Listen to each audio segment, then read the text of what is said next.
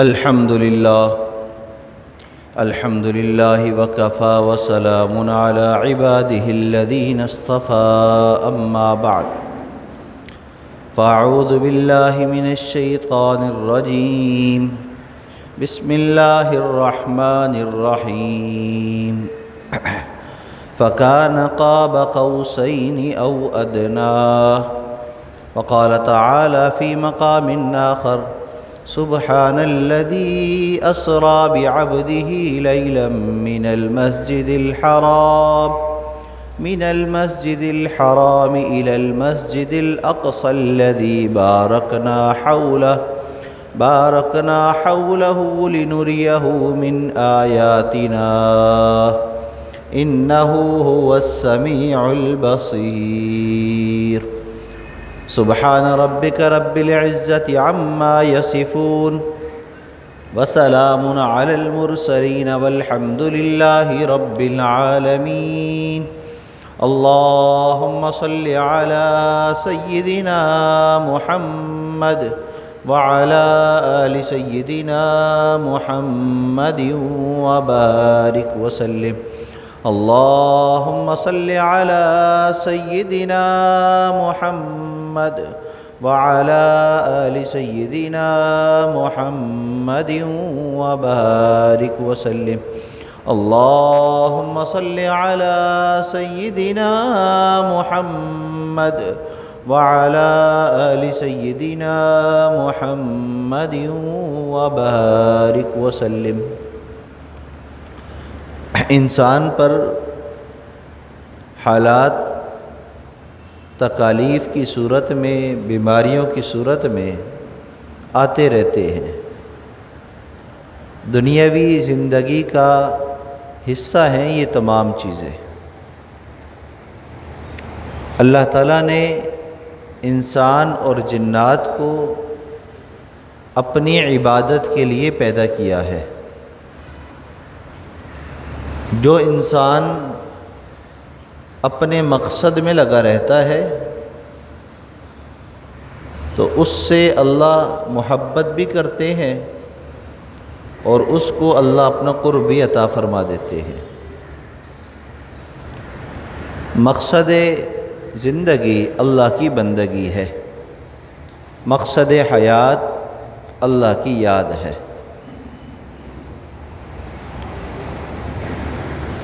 زندگی کے اصل مقصد میں سب سے اول درجے پہ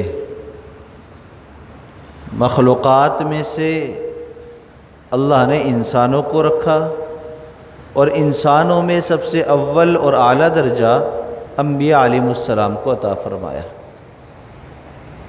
اور انبیاء علیہم السلام میں سے اللہ نے سب سے افضل ترین درجہ، سب انبیاء کی سرداری، سب انبیاء کے امام جس ہستی کو بنایا وہ حضرت محمد مصطفیٰ احمد مجتبیٰ صلی اللہ علیہ وسلم کی ذات ہے.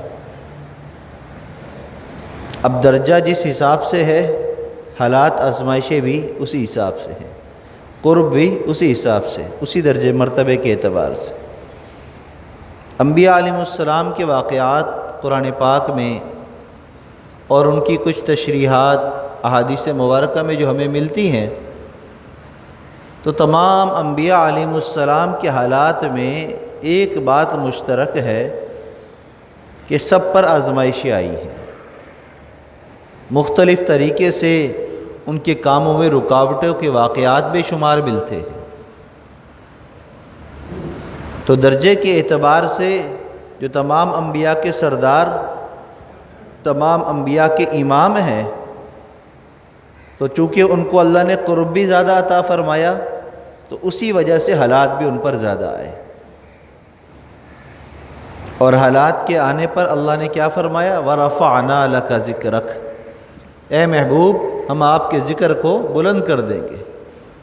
ہم آپ بظاہر دنیا والے آپ کو یہ دیکھ رہے ہیں کہ آپ رسوا ہو رہے ہیں، آپ کمتر بتائے جا رہے ہیں، لیکن اللہ کے ہاں یہ ساری چیزیں آپ کی بلندی کا سبب ہے، رفعت کا سبب ہے.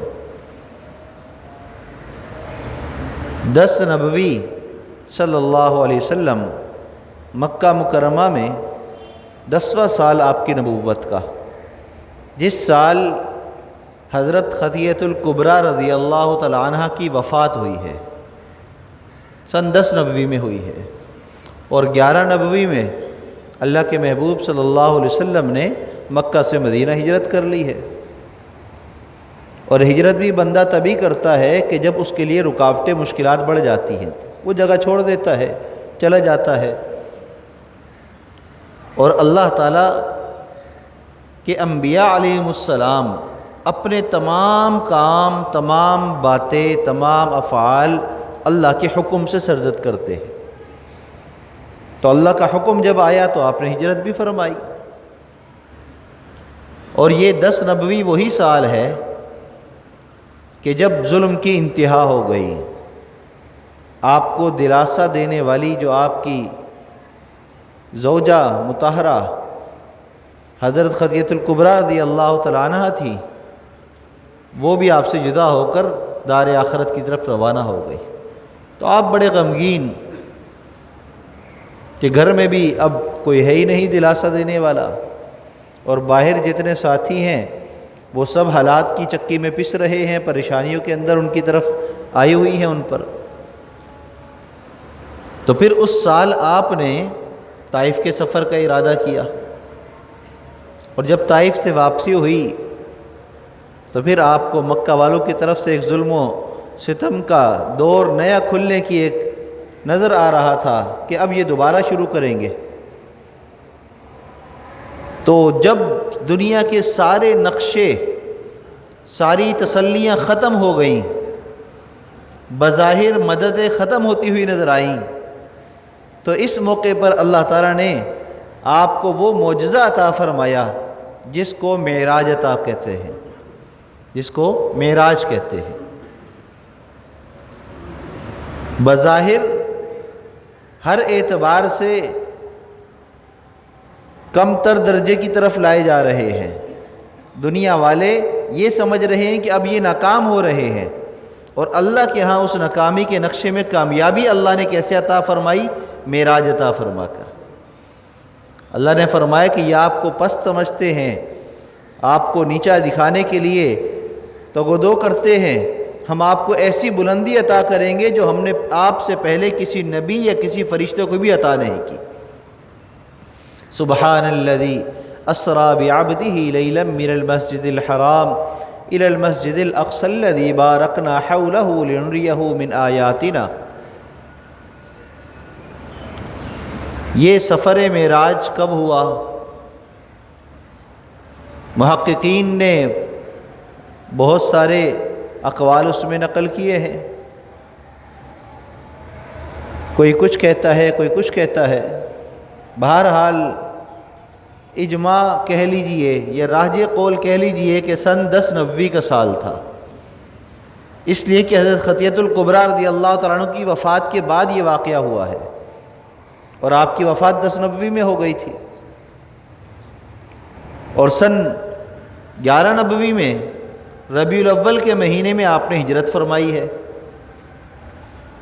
تو گویا کہ سن 10 نبوی ہی ہے جس میں اللہ نے یہ معراج کا سفر عطا کیا۔ مہینہ کون سا تھا؟ تو اس میں ربیع الاول کا نام بھی آتا ہے، ربیع الثانی بھی آتا ہے، رجب، رمضان اور شوال کے مہینوں کے نام بھی محققین نے نقل کیے ہیں، تو گویا کہ مہینہ بھی بہت زیادہ جو ہے وہ تحقیق کی نظر ہے کہ کون سا مہینہ تھا۔ راجح قول یہ ہے کہ رجب کا مہینہ تھا، اور اب ہمارے ہاں تو اس کی تاریخ بھی ہم نے متعین ہی کر دی ہے 27 رجب المرجب، حالانکہ وہ تاریخ متعین نہیں ہے، مہینہ متعین ہے کہ رجب کے مہینے میں ہوا، ممکن ہے کہ 27 رجب ہی ہو، لیکن اس رات کو یا اس تاریخ کو کوئی عبادت کی رات سمجھنا، جو اس میں کسی خاص عمل کا اہتمام کرنا اس نیت سے کہ یہ معراج کی رات ہے، تو یہ عبادت نہیں ہے۔ عبادت اس عمل کو کہا جاتا ہے جو اللہ کے محبوب صلی اللہ علیہ وسلم نے اور آپ کے صحابہ رضی اللہ عنہم اجمعین نے اختیار کیا، تو وہ عمل عبادت ہے جس پر ہمیں ثواب کی امید ہوتی ہے، اور جس عمل پر آپ کو ثواب کی امید ہے تو اس عمل کا سنت سے ثابت ہونا بھی ضروری ہے، اس لیے کہ ہمارا دین منقول شدہ ہے، منتقل ہو کر ہم تک آیا ہے، ایجاد شدہ نہیں ہے، اختراع نہیں ہے، ہم نے بنایا نہیں ہے، ہم اس کو ایجاد نہیں کر رہے، بلکہ وہ تو مکمل ہو چکا، لہذا جو باتیں عبادت کی ہیں وہ موجود ہیں، اس سے ہٹ کر جو بھی نظارے ہمیں دنیا میں نظر آتے ہیں، جو چیزیں نظر آتی ہیں اور اس کو عبادت کا نام دیا جاتا ہے، تو یاد رکھیے کہ وہ عبادت نہیں ہے۔ لہٰذا رجب کے مہینے میں اللہ تعالیٰ نے آپ کو معراج عطا فرمائی۔ عام طور پر معراج کہا جاتا ہے کہ اللہ کے محبوب صلی اللہ علیہ وسلم کا وہ سفر جو آپ نے مکہ سے آسمان تک اللہ سے ملاقات تک جو سفر ہوا اس کو معراج کہہ دیا جاتا ہے۔ قرآن پاک میں اس کے دو نام آئے ہیں، ایک نام ہے اسراء، سبحان الذی اسرا بعبدہ لیلا من المسجد الحرام۔ اسراء کا معنی یہ ہے کہ رات کے وقت سفر کرنا۔ اب واقعہ، تفصیلی واقعہ جو احادیث مبارکہ میں آتا ہے وہ یوں ہے کہ اللہ کے محبوب صلی اللہ علیہ وسلم نے فرمایا کہ ایک رات میں ام ہانی رضی اللہ عنہا کے گھر میں آرام کر رہا تھا، چھت پھٹی اور وہاں سے جبرائیل امین آئے اور مجھے بستر سے اٹھا کر حرم میں لے کر آئے۔ حتیم میں جب پہنچا تو مجھے پھر نیند آئی اور میں وہاں لیٹ گیا، لیٹا تو مجھے نیند آ گئی۔ پھر جبرائیل کے ساتھ میکائیل بھی تھے، ان دونوں فرشتوں نے میرے سینے کو چاک کیا اور دل کو نکالا اور آب زمزم سے اس کو صاف کیا، دھویا، اس کو غسل دیا دل کا، اور پھر ایمان اور حکمت جو اللہ کی طرف سے عطا کی گئی تھی وہ اس دل میں داخل کی، اس کو بھر دیا، اور پھر میرے دل کو میرے سینے میں دوبارہ لگا کر اوپر سے سینے کو یوں بند کر دیا۔ یہ آپ کا دل کا آپریشن ہوا۔ پھر اس کے بعد آپ کو جگایا گیا، آپ جاگے ایک دم تر و تازہ، ایمان و حکمت کے انوارات جو آپ کے دل میں بھر دیے گئے تھے وہ آپ کو محسوس ہو رہے تھے۔ تو گویا کہ آپ کو دنیا میں رہتے ہوئے دنیاوی جسم اور روح کے ساتھ ہی اللہ تعالیٰ نے یہ سفر عطا فرمایا۔ اسی وجہ سے آپ کو اس سفر کے لیے تیار کیا گیا، آپ کے دل کو ایمان اور حکمت سے بھر کر، نور سے بھر کر، اور آپ کو اس سفر پر لے جانے کے ارادے سے۔ بالکل اسی طرح کہ جیسے اگر ہم دنیا کے نقشوں کو دیکھتے ہیں تو ایک یہ ہے کہ ہم نے سمن آباد جانا ہے، صدر جانا ہے، ہم کوئی بھی گاڑی لیتے ہیں، بائک لیتے ہیں، اس پر چلے جاتے ہیں عام سے حلیے کے اندر۔ لیکن اگر یہی سفر ہمارا ایک شہر سے دوسرے شہر ہو تو ہمارا حلیہ تھوڑا سا بدل جاتا ہے، ہمارے پاس سامان بڑھ جاتا ہے، ہم تیاری اپنی ذرا الگ انداز میں کرتے ہیں، اور پھر سفر کس مقصد سے کیا جا رہا ہے اس کے اعتبار سے سامان بھی رکھا جاتا ہے، تیاری بھی کی جاتی ہے۔ اور اگر ایک شہر کے بجائے ایک ملک سے دوسرے ملک سفر ہو تو پھر تیاری بالکل بدل جاتی ہے، پاسپورٹ بھی چاہیے، ویزا بھی چاہیے، اور ساری وہ شرائط اور قوانین جو دونوں ملکوں کے درمیان طے ہیں اس کے مطابق سفر کو کیا جائے گا۔ بالکل اسی طریقے سے اللہ تعالیٰ نے جب اپنے محبوب صلی اللہ علیہ وسلم کو معراج عطا فرمائی تو حتیم میں لے جا کر جبرائیل اور میکائیل علیہ السلام کے ذریعے آپ کے دل کا آپریشن ہوا، آپ کی تیاری کرائی گئی۔ وہ نور، وہ انوارات، وہ ایمان، وہ حکمتیں کہ جن کے ہوتے ہوئے اللہ کا دیدار ہو سکے، اللہ سے ملاقات ہو سکے، وہ ساری چیزیں اس میں داخل کی گئیں اور پھر اپنی ملاقات کے لیے بلایا گیا۔ تو وہاں سے ایک سواری لائی گئی جنت سے جس کو براق کہا جاتا ہے۔ براق رق سے ہے، برق تیز، بجلی کی چمک کو بھی برق کہتے ہیں۔ برق رفتار، تیز رفتار والی سواری جنت سے لائی گئی۔ اب بعض محققین نے لکھا ہے وہ سواری کیسی تھی، کہا کہ وہ خچر اور گدھے کے درمیان کی جسامت کی ایک سواری تھی جو بہت ہی تیز رفتار تھی، اور اس پر آپ کو سوار کیا گیا تو وہ اٹکلیاں کرنے لگی۔ پھر اس کو بتلایا گیا جبرائیل امین نے کہ تم پر پوری کائنات کے اللہ کے بعد سب سے افضل ترین ہستی تم پر سوار ہیں، تو وہ ایک دم دبک گئی۔ اور پھر وہاں سے آپ کا سفر شروع ہوا، جو حرم مکہ سے لے کر مسجد اقصی تک کا کیا گیا۔ اس سفر کے اندر بڑے عجائبات ہوئے آپ کے ساتھ۔ آپ سفر چل رہا ہے، ایک جگہ قافلہ رکا، جبرائیل امین نے اللہ کے محبوب صلی اللہ علیہ وسلم سے فرمایا کہ اس جگہ پر آپ نماز پڑھیے۔ آپ سواری سے اترے، 2 رکعت آپ نے نماز ادا فرمائی۔ جبرائیل امین نے کہا آپ کو پتہ ہے کون سی جگہ ہے؟ فرمایا کہ یہ کھجوروں والی زمین ہے جس کو یثرب کہا جاتا ہے، مدینہ منورہ، مدینہ طیبہ۔ یہ وہ جگہ ہے جہاں آپ اللہ کے حکم سے ہجرت کر کے آئیں گے۔ پھر آگے سفر شروع ہوا، پھر ایک جگہ اور روکا گیا، پھر آپ نے 2 رکعت نماز ادا فرمائی۔ جبرائیل امین نے کہا کہ آپ کو پتہ ہے کہ یہ کون سی جگہ ہے جہاں پر آپ نے نماز ادا فرمائی ہے؟ فرمایا کہ یہ وادی سینا ہے، جہاں موسیٰ علیہ السلام نے نماز ادا فرمائی، جہاں موسیٰ علیہ السلام کے ساتھ اللہ نے ہم کلامی فرمائی، شجر موسیٰ ہے، تو یہ وہ جگہ ہے۔ پھر وہاں سے آگے سفر شروع ہوا، پھر ایک جگہ قافلہ رکا، پھر 2 رکعت آپ نے نماز ادا فرمائی۔ تو پھر جبرائیل امین نے پوچھا کہ یا رسول اللہ آپ کو معلوم ہے یہ کون سی جگہ ہے؟ اور پھر فرمایا کہ یہ مدین ہے، کہ جہاں پر اللہ تعالیٰ نے اپنے نبی شعیب علیہ السلام کو مبعوث کیا تھا۔ پھر وہاں سے آگے سفر شروع ہوا تو اللہ تعالیٰ کے محبوب صلی اللہ علیہ وسلم کو پھر ایک اور جگہ روکا گیا، آپ نے وہاں پر بھی نماز ادا فرمائی۔ جبرائیل امین نے وہی سوال دہرایا اور پھر بتلایا کہ یہ بیت اللحم ہے جہاں پر حضرت عیسیٰ علیہ السلام کی پیدائش ہوئی تھی۔ تو ان تمام جگہوں پر آپ نے نماز ادا فرمائی، اور پھر آگے یہ سفر چلا۔ اور عجوبہ یہ ہوا کہ راستے میں آپ چل رہے تھے کہ ایک بوڑھی عورت نے آپ کو آواز دی، اور روکنا چاہا۔ تو جبرائیل امین نے کہا کہ رکیے گا نہیں، چلتے رہے، رکیے گا نہیں۔ جیسے ہوتا ہے نا سفر کی طرح اشارے میں بات ہوتی ہے، اشاروں کنایوں میں بات ہو رہی ہے کہ یہاں رکنا نہیں ہے، چلنا ہے۔ تو آپ کا قافلہ آگے چلتا رہا۔ پھر کچھ اور آگے گئے تو ایک بوڑھا شخص ملا، اس نے بھی قافلے کو روکنے کی کوشش کی، آپ سے بات کرنے کی کوشش کی۔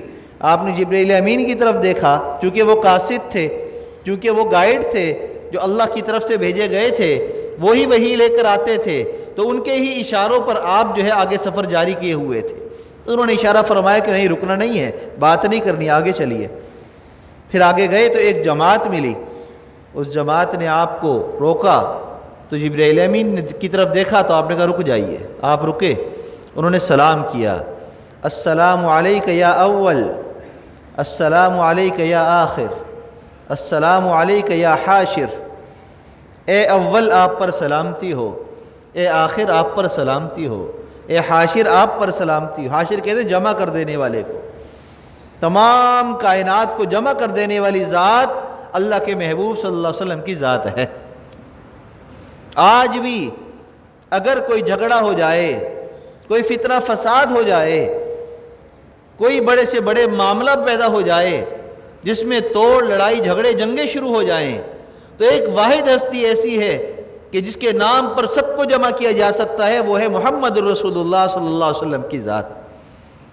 آپ کے نام پر بھی سب کو جمع کیا جا سکتا ہے، آپ کے کام پر بھی سب کو جمع کیا جا سکتا ہے، اور آپ ہی وہ ہستی ہیں جن کی وجہ سے تمام انبیاء علیہ السلام کو مسجد اقصی میں جمع کیا گیا۔ آپ ہی وہ ہستی ہیں جن کی وجہ سے قیامت کے دن قیامت واقع ہوگی اور تمام انسانیت کو جمع کیا جائے گا، میدان حشر لگے گا۔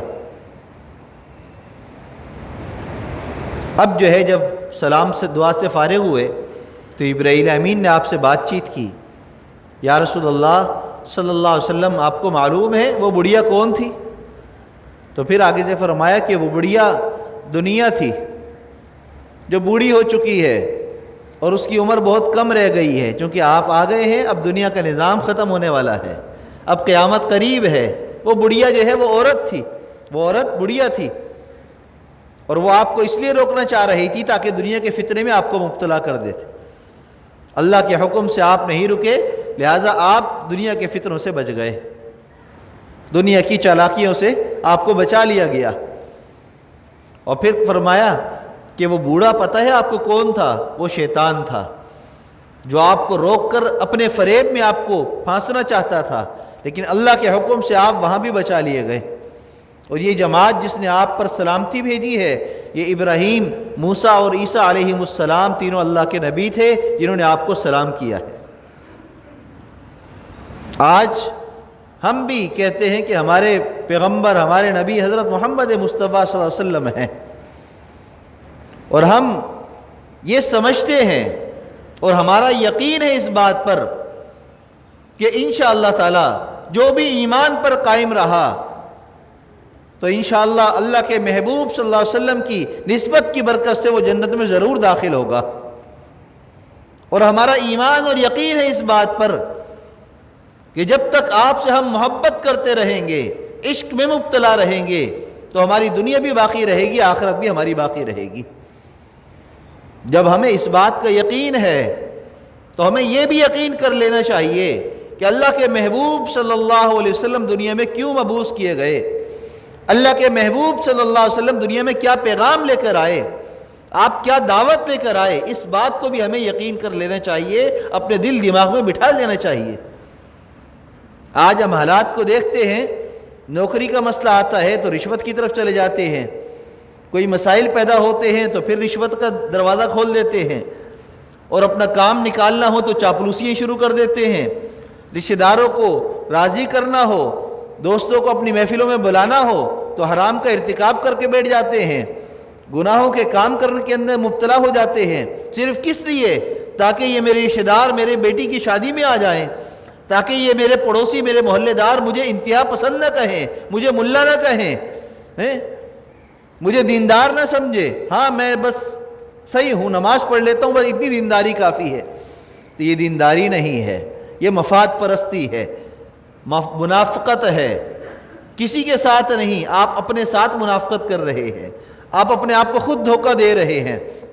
بالکل اسی طریقے سے جیسے آپ کو پتہ ہو کہ سامنے درندہ ہے اور وہ اگر اس کے قریب سے گزرا یا اس کے قریب بھی گیا یا اس کو بھنک لگ گئی تو ضرور حملہ آور ہوگا اور زخمی کر دے گا، ممکن ہے کہ میں ہلاک بھی ہو جاؤں، میری جان بھی چلی جائے، تو کوئی بھی عقل مند شخص اس درندے کے قریب بھی نہیں جائے گا، اور اس کا نام سن کر اپنے گھر کے دروازے کو بھی بند کر لے گا اس سے اپنے آپ کو بچانے کے لیے۔ جب رسول اللہ صلی اللہ علیہ وسلم نے یہ فرما دیا کہ کامیابی نماز کے اندر ہے تو پھر نماز پڑھنا کیوں مشکل ہے؟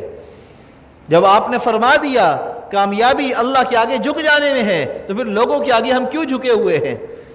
جب آپ نے فرما دیا کہ قبر کے اندر سوال جواب ہوں گے، اگر وہاں پر کامیابی چاہتے ہو، اچھا انجام چاہتے ہو تو پھر دنیا کے اندر اپنے معاملات کو صحیح کر کے چلو، تو پھر ہم کیوں اپنے معاملات خراب کیے ہوئے ہیں؟ جب ہمیں اس بات کے بارے میں بتلا دیا گیا کہ اللہ غفور الرحیم ذات ہے، کریم ذات ہے، اپنا حق تو اپنی رحمت کی وجہ سے معاف کر دے گا لیکن لوگوں کا حق معاف نہیں کرے گا، تو آج کیوں ہم اللہ کے حق کے لیے تو آ جاتے ہیں، لوگوں کے حق ہم کیوں ادا نہیں کرتے ہیں؟ بتلائیے۔ آج ہم نماز پڑھنے پر زور دیتے ہیں، قرآن پڑھنے پر زور دیتے ہیں، بے شک یہ عبادت ہے، یہ نیکیاں ہیں، یہ ہمارے کام آئیں گی، اس کے بارے میں پوچھا جائے گا، لیکن یاد رکھیے اگر اس میں کمی کوتاہی ہوئی تو اللہ کی شان کریمی ہے، اللہ رحمت والے ہیں، معافی مانگیں گے تو اللہ معاف کر دیں گے، لیکن لوگوں کے حق اللہ معاف نہیں کریں گے۔ آج پڑوسی سے پریشان ہے، آج بھائی سے پریشان ہے، اولاد ماں باپ سے پریشان ہے، ماں باپ اولاد سے پریشان ہیں، ایک دوسرے کی شکلیں دیکھنے کو پسند نہیں کرتے ہیں، ایک دوسرے کے ساتھ بات کرنے کو پسند نہیں کرتے ہیں۔ آج وہ ساری علامات جو اللہ کے محبوب صلی اللہ علیہ وسلم نے فرمایا کہ جب یہ سب باتیں ہوں گی تو قیامت آ جائے گی، وہ ساری باتیں آج ہم میں پائی جا رہی ہیں۔ آج ہم گانے کو پسند کرتے ہیں، قرآن کی تلاوت کو نہیں۔ اگر یقین نہیں آتا تو ذرا کمیٹی والوں سے رابطہ کیجئے اور ان سے کہیے کہ روزانہ 24 گھنٹے میں کوئی ایک وقت ایسا فجر کا نکال لیں جس میں بڑے مائک کے اندر کوئی اچھی سی تلاوت 1 گھنٹے کے لیے لگا دیا کریں، تو انشاءاللہ تعالیٰ پورے محلے میں سے 90% لوگ آئیں گے، بھئی تلاوت کی بے ادبی نہ کرو، بند کرو اس کو، لیکن اگر اسی محلے میں، اسی گلی کے اندر، اسی گراؤنڈ کے اندر رات جو آرام کرنے کے لیے اللہ نے بنائی ہے، اس پوری رات کے اندر گانے بجائیں، ناچ گانا کریں، تو ایک گھر سے بھی نکل کر کوئی نہیں آئے گا کہ بھی بند کر دو، ہم آرام کا وقت ہے، ہم سو رہے ہیں۔ اپنی ذات کے لیے بھی آج تم گناہوں سے بچنے کے لیے تیار نہیں ہو تو مسجدوں کا کیا ادب کرو گے؟ اہل علم کا کیا ادب کرو گے؟ اللہ والوں سے کیا نسبت پیدا ہوگی ہماری؟ یہ نمازیں کیا ہمارے کام آئیں گی؟ نہیں، کچھ کام نہیں آئے گا جب تک کہ ہم اپنے آپ کو 100% گناہوں سے نہیں بچائیں گے، جب تک کہ ہم حقوق العباد کو صحیح طریقے سے ادا نہیں کریں گے۔ اسی سفر معراج میں آگے واقعات جو ہوئے، جو مناظر اللہ کے محبوب صلی اللہ علیہ وسلم کو دکھلائے گئے، زندگی رہی تو انشاءاللہ آئندہ جمعے ان کو بیان کیا جائے گا، رونگٹے کھڑے ہو جائیں گے۔ وہ سارے حقوق العباد ہیں، اسی لیے ابھی سے میں آپ کا ذہن بنا رہا ہوں کہ اپنے آپ کو تیار کر لیجئے اس بات کے لیے۔ سفر کے واقعات سننے میں بڑا مزہ آتا ہے، سیرت سننے میں بڑا مزہ آتا ہے، لیکن میٹھی میٹھی باتیں بتائیں۔ کوئی ایسی بات نہ بتائیں جس سے مجھے اپنی زندگی کا طرز بدلنا پڑے، کوئی ایسی بات نہ کریں جس سے مجھے داڑھی رکھنی پڑے، کوئی ایسی بات نہ بتائیں جس سے مجھے ٹی وی نکالنا پڑے۔ سب سے بڑا فتنہ اس دور کا جس پر یہود و نصارہ کی ساری پلاننگ چل رہی ہے وہ میڈیا ہے، print electronic media, T V ہے، کیبل ہے۔ آج ہم نکالنے کے لیے تیار نہیں ہیں۔ کیوں؟ خبریں دیکھنی ہیں۔ کیا اگر ایک دن بے خبر رہے خبروں سے تو کیا ہلاک ہو جاؤ گے؟ یا تمہاری زندگی کا ایک دن بڑھ جائے گا؟ نہیں، آپ ایک ہفتہ خبریں نہ سنیں، آپ کو زندگی میں بڑا سکون بڑھ جائے گا، آپ کا ذہنی ٹینشنوں میں کمی آ جائے گی، آپ کے معاملات میں آپ کے لیے آسانی ہو جائے گی۔ آج صبح اٹھنے کے بعد اخبار الف سے لے کر آخر تک، موبائل کھول کر فیس بک کی ساری خبریں دیکھنے تک، واٹس ایپ کے سارے میسیج دیکھنے تک، سب چیز کی یاد دہانی ہے، سب کرنا ضروری ہے، اس سے ہماری معلومات میں اضافہ ہو رہا ہے، لیکن اگر عملی طور پر دیکھیں تو عمل کے اندر کمی آ رہی ہے۔ رات کو سب کو میسیج کرتے ہیں کہ نماز فرض ہے، جو فجر کی نماز ادا کرے گا اس کو یہ ملے گا۔ 100 لوگوں کو 200 لوگوں کو آپ نے میسیج کر دیے، پیکیج بڑے اچھے اچھے ہیں، 500 لوگوں کو 2 منٹ کے اندر میسیج چلا جاتا ہے، بس ثواب مل گیا نیکی پھیلانے کا۔ لیکن نیکی کرنے کا جب وقت آیا تو اس وقت ایسی نیند کا غلبہ تھا کہ بستر سے اٹھنے کو دل نہیں کر رہا تھا۔ مؤذن کہہ رہا تھا حی علی الصلاح حی علی الفلاح، اور ہم کہہ رہے تھے کہ ابھی تو سویا ہوں۔ اللہ کوئی غصے والا تھوڑی ہے، اللہ کوئی عذاب تھوڑی نازل کرے گا، اللہ تو رحیم کریم ہے، اللہ کے لیے نماز پڑھنی ہے تو اٹھ کر پڑھ لوں گا، کوئی مسئلہ تھوڑی ہے۔ دین میں تو بڑی نرمی ہے، بڑی چھوٹ ہے، یعنی پیغام رسانی یا نیکیاں کمانے کا جذبہ بڑا ہے، لیکن عمل کرنے کا جذبہ نہیں ہے۔ تو آج ضرورت اس بات کی ہے ان تمام چیزوں سے اپنے آپ کو بچائیں۔ اس میں سب سے بڑا فتنہ میڈیا ہے، چاہے وہ کسی طرح کا بھی میڈیا ہے، سب فتنے ہی فتنے ہیں۔ وہ سوال کہ میڈیا کس درجے میں اور کہاں کہاں کس طرح فتنہ ہے اور کیسے بچا جائے، یہ ایک الگ تفصیلی بحث ہے، اور پھر ہمارے علماء اس میں کیا کر رہے ہیں یہ الگ ایک بحث ہے، یہ موضوع نہیں ہے۔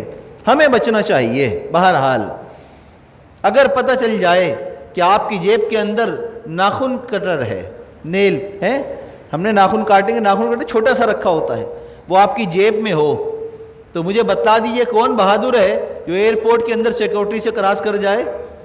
کبھی نکل سکتا ہے؟ بھئی ناخن کٹر ضرورت کی چیز ہے، مجھے ناخن کاٹنے پڑ سکتے ہیں، میں سفر میں جا رہا ہوں، میری جیب میں یہ ہینڈ کیری کے اندر اگر ایسی چیز آئے گی تو فوراً نکال دی جائے گی، کوئی ایسی نوک والی چیز آئے گی نکال دی جائے گی۔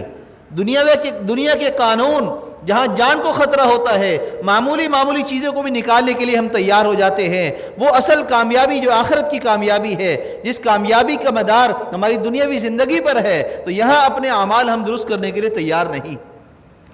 اور میں آپ کو میڈیا سے بچنے کے لیے کیوں کہہ رہا ہوں؟ آپ دیکھیے خبریں کیا آتی ہیں، ڈکیتی ہو گئی، چوری ہو گئی، اغوا ہو گیا، لڑائی ہو گئی۔ مجھے بتلاؤ اچھی خبریں کہاں آتی ہیں؟ کوئی اچھی خبر بھی بتلا دو۔ سالوں گزر گئے، کوئی اچھی خبریں سننے کے لیے کان ترس گئے۔ بھئی بری خبریں پھیلائیں گے تو برائی پھیلے گی، اچھی بات پھیلائیں گے تو اچھائی پھیلے گی۔ برائی کو ختم کرنے کا طریقہ تذکرہ نہیں ہے، اس برائی کے تذکرے کو ختم کر دینا ہے، تو برائی خود بخود ختم ہو جائے گی۔ وہ ایک اللہ کے نیک بندے نے یوں کہا کہ اگر آپ کو ایسا لگتا ہے کہ برائیاں بڑھ گئی ہیں تو آپ نیکیاں بڑھا دو، جب نیکیوں کا وزن بڑھے گا برائیاں خود بخود ختم ہو جائیں گی۔ آج اس سوچ کی طرف ہمیں آنا چاہیے اور ہم آ نہیں رہے ہیں۔ ہم اپنے آزار، اپنی ضروریات، اپنی خواہشات کے اندر لگ کر اس سے ہم بالکل بے بہارا ہو گئے ہیں۔ ابھی چند دن پہلے ایک دینی مدرسوں والوں نے ایک مارچ کیا، تمام وہ بچے جو قرآن پاک حفظ کرنے والے ہیں، اپنے قرآن تھامے ہوئے ہیں، پلیٹ کارڈ اٹھائے ہوئے ہیں، پرامن مارچ، پوری کرونا کی SOPs کو فالو کرتے ہوئے مارچ کر بیٹھے۔ مجھے بتلائیے اس مجمع کے اندر ابھی سے پہلے کس کس کو پتہ تھا؟ چند لوگ ہوں گے، ورنہ اکثریت کو نہیں پتہ۔ کیوں نہیں پتہ؟ اس لیے کہ ہم تو ٹی وی دیکھتے ہیں اور ٹی وی پر یہ بات بتائی نہیں جاتی ہے۔ ٹی وی پر تو یہ دکھایا جاتا ہے کہ عورت مارچ ہو رہا ہے، ٹی وی پر تو یہ دکھایا جاتا ہے کہ علماء آپس میں لڑ رہے ہیں، ٹی وی پر تو یہ دکھایا جاتا ہے کہ 1 طلاق 3 طلاق کے جھگڑے چل رہے ہیں۔ علماء کو بٹھا کر بھی یہ باتیں کرائی جاتی ہیں جان بوجھ کر، تاکہ دین کے لیے اور دین والوں کے لیے نفرتیں پیدا ہوں، آپس میں تنافر پیدا ہو۔ مثبت چیزیں کیوں نہیں دکھائی جاتی؟ کیوں ان بچوں کا احتجاج نہیں دکھایا گیا؟ ان کا کیا قصور تھا؟ صرف یہ کہ انہوں نے اپنے پلے کارڈ پر لکھ کر لگایا ہوا تھا کہ جامعہ زبیریہ کے اندر جو خودکش حملہ ہوا، جو وہاں پر دہشت گردی ہوئی، اس کو کیفر کردار تک مجرموں کو پہنچایا جائے۔ صرف پلے کارڈ کے اندر یہ لکھا ہوا تھا کہ ہمارے علماء کے قاتلوں کو پکڑا جائے اور پرامن طریقے سے ہمیں دین کا کام کرنے دیا جائے۔ کیا ان کا یہ قصور تھا کہ ہمارے مدرسوں کو بند کرنے کا نہ سوچنا؟ یہ تو اللہ کے بندے ہیں، یہ تو اللہ کی فوج ہے جو قرآن والی ہے، اس کو اگر تم روکو گے، اگر ہم پاکستان کی فوج ہے، انڈیا کی فوج ہے، کسی بھی فوج کے سامنے کوئی آ جائے، کیا ہوتا ہے؟ پورا ملک ایک ہو جاتا ہے۔ ایسا ہے کہ نہیں؟